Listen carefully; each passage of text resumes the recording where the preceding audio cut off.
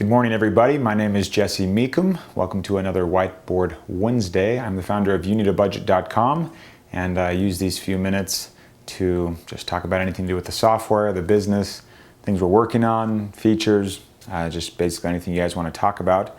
Today I'm going to talk about the balancing between your bank and your budget, and we'll just kind of give maybe a different perspective on how your money sits in YNAB and how it all kind of plays together. So my goal is to make this one pretty quick and pretty painless. If you remember in YNAB, your budget is set up in monthly columns. And just imagine that that month contains all of your money, right? That column contains all of your money in your accounts. So you have the physical representation of your accounts, literally at a bank, physical, $500. So the bank balance is 500. And then again in YNAB, let's say you've got this month up there, July. That $500 is going to be sitting in that month doing some type of job. And that's where the budgeting comes into play. When you have that $500, you might have at the top some still available that you haven't budgeted of $100. So one of the jobs of that $500 is waiting to be budgeted for the month of July. You might have other money that's given specific jobs in your categories of all sorts of things. Entertainment, rent, groceries, lights, cable, and all of these may have some of the $500. So you've got the $800 you haven't yet budgeted for some reason, and then in groceries you have $150, in entertainment you have $75, lights you have another $50, so that gives us $275, $375, we have $125 left. And let's say in cable you have 20. So we've got 105 left doing all this. In rent you didn't do anything. So the money in your bank is also in this month and in only this month. Looking at July, you're saying I've got $100 waiting to be budgeted, $150, that brings us to $250, $325, $375, I think I did that right. $100, $250, $325, $375, there we go, $395. And we've got $105 left over. And let's say that on the register side, you'd categorized some of that income originally that you got that made up this $500, you'd categorize it as income available next month. Well, that is still shown in July in this month.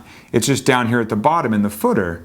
So we can just call this available next month, and that is that 105. That gives us a total of $500, and we balance with the bank. So another way of thinking about those monthly columns in your budget is that the budget, your funds from your bank, and 1 month of the budget, those should be in sync. And you can look at and really quickly tell, very quickly, by looking at your category balance, which for this would be 225 plus another 72.95. So that's kind of your total category balance. It would show your available that's up here, that 100. We also show it down here in the footer. So we would just still say available of 100.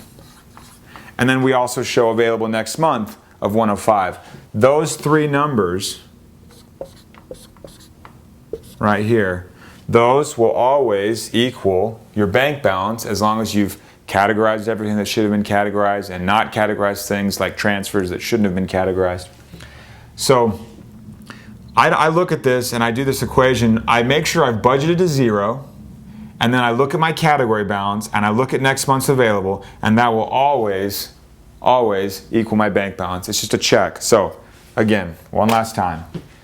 Your bank balance has some number in it, right? Each month of your budget that should match your bank balance as kind of a standalone separate unit. You should be able to say July matches July in my bank. June matched June, May matched May. You should be able to go back. If you're ever out of sync, if you ever see, oh wait, there's a problem, you go back to the furthest month where you initially had a problem. So if I see in July I'm off by $250, then I wouldn't just start looking in July, why am I off? I would go back to June and I'd say, well, was I right in June? Oh no, I was off by $85 in June. Well, then I go back to May. Was I okay in May? Yeah, I was okay in May. So then you have an $85 problem in June and a whatever problem, $265 or something in, or whatever that is. I'm giving myself really hard math today. But you have another problem in July as well. So they can compound, they can cancel each other out. You could have overstated your budget in May, understated it in June, overstated it in July, and then you really have no idea. And you're looking for a transaction that's worth $250 when really it represents an overage of 400 and under of 100 and under of another 150 or whatever. So, or 50. Again, the math is tough, but you see what I'm saying? So always go back in your budget to the first month, or actually the last month where you were in sync, where the bank matched the month.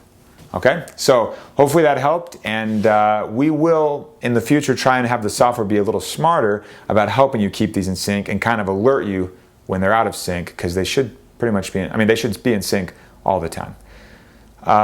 That's basically that. And if you guys have any other ideas for Whiteboard Wednesday, please send them my way. Working on the small business initiative still, and I've narrowed it down to about 20 applicants, and I'm just trying to narrow that down to about 6. I haven't contacted any applicants yet. Still just kind of doing my own, trying to figure it out. So anyway, I hope you guys got some use out of this, and please continue sharing YNAB with your friends. Thanks.